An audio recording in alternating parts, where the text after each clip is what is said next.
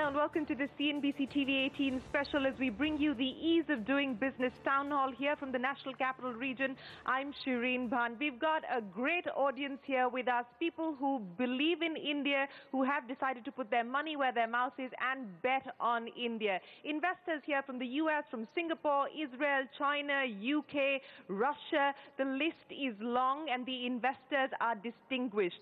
The big headline, of course, coming in from the World Bank, where India has jumped 30 spots to emerge at the number 100 position on the Ease of Doing Business Index. The attempt, the effort and the aim is now to break into the top 50. The team that's going to be spearheading those efforts join us here today, the DIPP Secretary Ramesh Abhishek, and also the young team from Invest India, led very ably by their CEO DIPP Bagla. Well, a big round of applause to each of you, gentlemen, and to your teams for ensuring that we've broken into the top 100 on the Ease of Doing Business Index. Mr. Abhishek, let me start by asking you, sir, as I said, it's mission 50 now as far as the DIPP and the government is concerned. Yesterday in my conversation with the Commerce Minister, he said, I've put the DIPP in charge of putting forward a new industrial policy, which means that we're going to do away with a whole bunch of regulations. What should we now realistically expect, sir? Yeah, our Ease of Doing Business effort is very comprehensive. It's happening in the central government, state governments, regulators.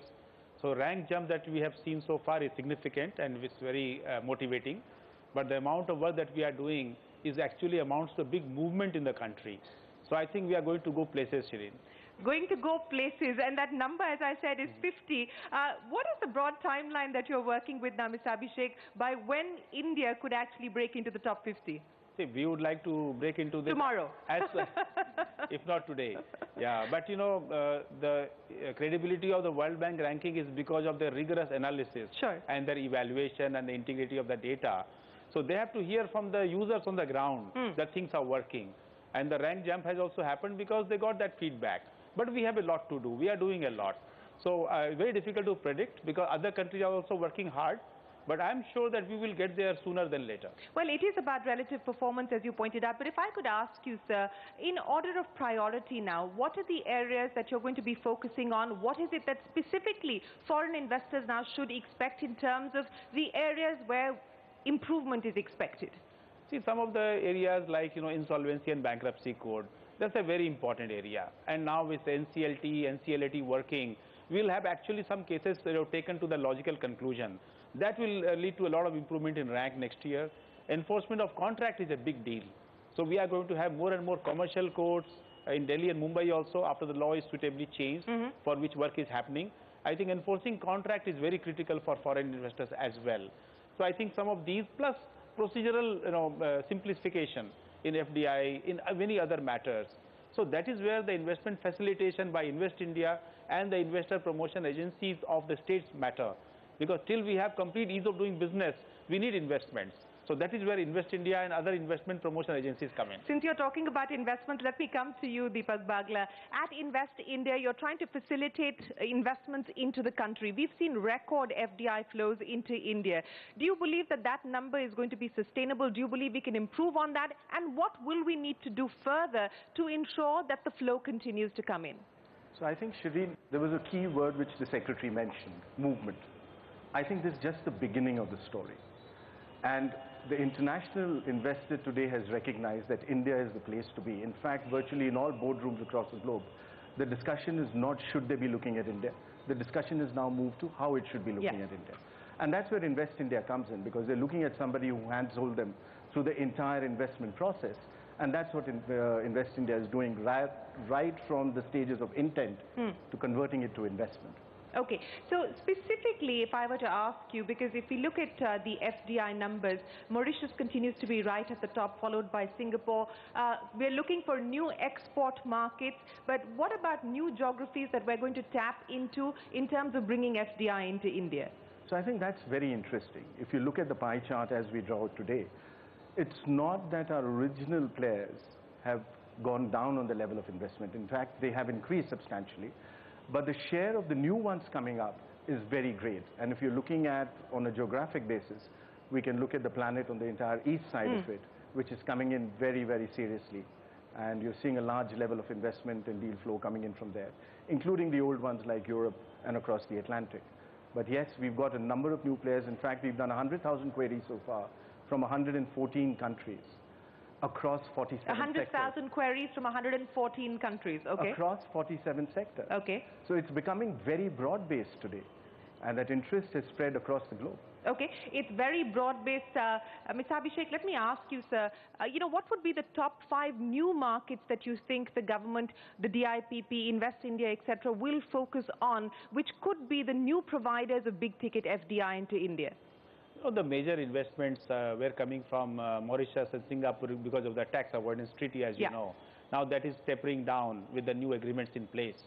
So I think the major markets and the major countries we are looking at are US, of course. It's a big source of investment. And Japan has really ramped up almost 60% jump in last 1 year. And China, of course, we are looking at China, Korea, and European countries. And UAE, another very major country. But there are a whole lot of other countries as well. But some of the countries that I can think of right now are these.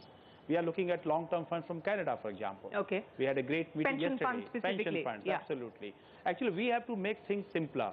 We have to facilitate. That is where the key is. Foreign investors are very excited. Let me ask some of the foreign investors, and I'd appreciate it if you could raise your hands and I'll get the microphone across to you. I'll come across to you. What has the experience been so far? What is the big difference that you see, perceptible difference that you see on the ground? What more is it that you would like to see the Indian government do to facilitate a greater share of investment into India? Appreciate if you could raise your hands and I'll come across to you. Yes, sir. If you could identify yourself, tell us which sector you belong to, and what is your experience so far? What more would you like to see happen? Sure. Hi, this is Amar Varyawa from Vestas Wind Technology India Private Limited. We are from renewable energy sector, and we are a Danish company, globally #1 with 85 gigawatt installation. Now, when we decided to put up our manufacturing unit, I mean, we were not sure, whom to approach, how to approach, and when it is going to be possible. And definitely, it was a big task for us. Luckily, the Invest India came to our rescue. They, facilitated us the step-by-step process. And as a result, what I can tell you is that within the 15 months of record time, we have put up our full-fledged state-of-the-art manufacturing unit in the state of Gujarat.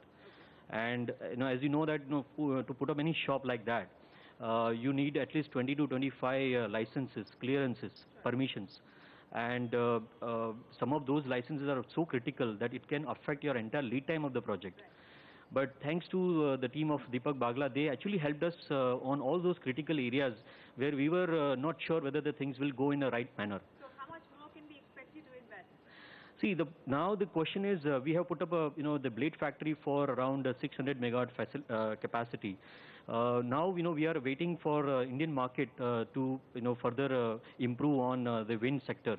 And I hope that, post 2018, the market will bounce back with a major, installation base, and definitely we will think about it at that point in time. I think this is specific, for instance, to the renewable energy sector, where the one feedback is that there is an obsession almost with tariffs and not with commercial viability or long-term sustainability. How do you address what is being raised as genuine, honest feedback from investors, sir?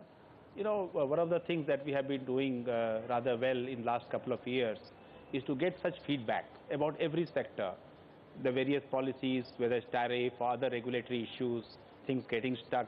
And then we take up these issues with the concerned ministries or the state governments. There will be always issues or problems, but the important thing is the engagement. And then we take up the issues with those ministries and regulators and try to sort it out. And that's a continuous process. So where are you seeing, sir, still unaddressed issues?